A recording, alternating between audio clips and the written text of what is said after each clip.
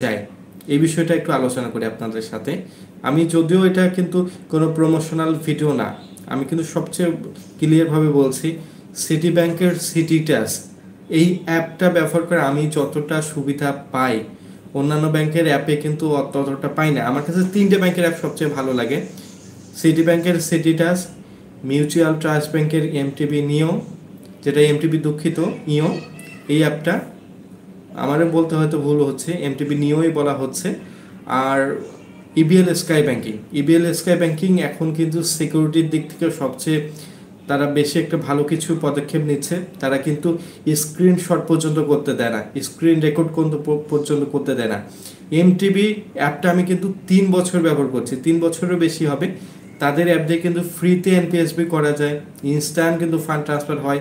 আমার কিন্তু এমটিবি যে অ্যাপটা আছে এটা দিয়ে কখনোই কিন্তু ফেল হয়নি। তাছাড়া সিটি ব্যাংকের সিটি ট্যাক্স দিয়েও কিন্তু ফান্ড ট্রান্সফার করেছি। ক্যাশ বাই কোড, আপনি এটিএম বুথে যাবেন, সিটি ট্যাক্স যদি অ্যাপ থাকে আপনার কিন্তু কার্ড লাগবে না, সিটি ট্যাক্স অ্যাপ দিয়ে ক্যাশ বাই কোডে আমি কিন্তু 2 লাখ টাকা করে পার ডে উত্তোলন করেছি।